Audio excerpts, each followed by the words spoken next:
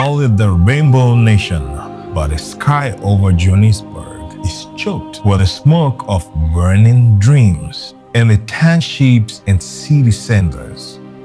A familiar toxic fire is lit.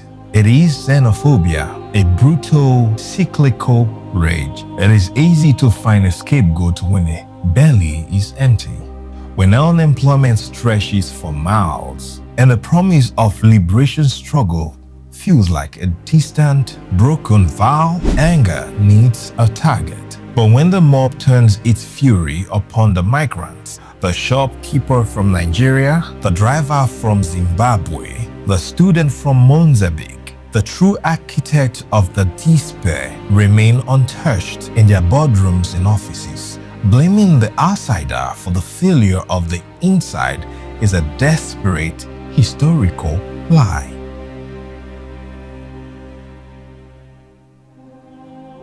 Memory, it seems, is the first casualty of this conflict. Do they remember the front lines? Before the borders were walls, they were bridges. When apartheid machines sought to crush the resistance, it was the neighboring nations, the frontline states, that stood as the shield.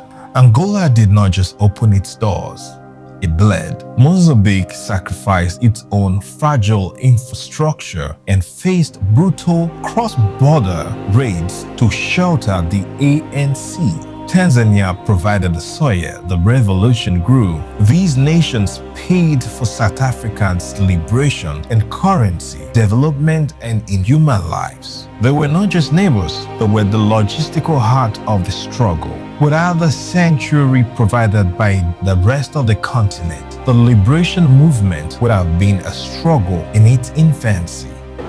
Mr. Nelson Mandela will, within seconds appear, and that'll be the moment the world has been waiting for.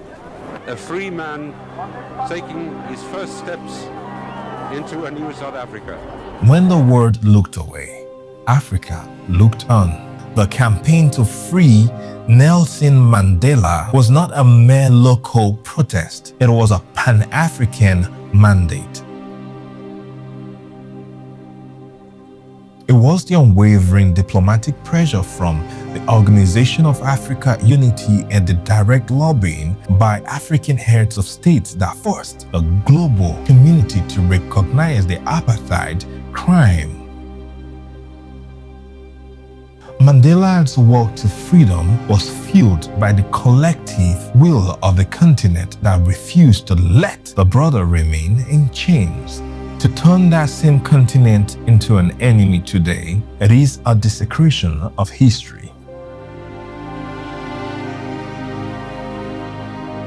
The tragedy is that the expulsion of migrants changes nothing. The unemployment, the systematic lethargy that stalks the corridors of power, the ghosts of institutionalized racism, these are not imports from abroad. They are homegrown failures of leadership and legacy. You can empty the street of foreign nationals and the rot will remain. You can burn down every shop owned by a Nigerian man or a Ghanaian and the poverty will deepen. The battle for South Africa's soul is not being fought at the borders, it has been fought in the mirror. Until the anger is directed at the systems that actually hold down the people instead of the people who is just trying to survive alongside them, the house will continue to burn. Making it clear to everyone here that they do not welcome African foreign nationals. Dear South Africans, say no to xenophobia, or might I say, Afrophobia.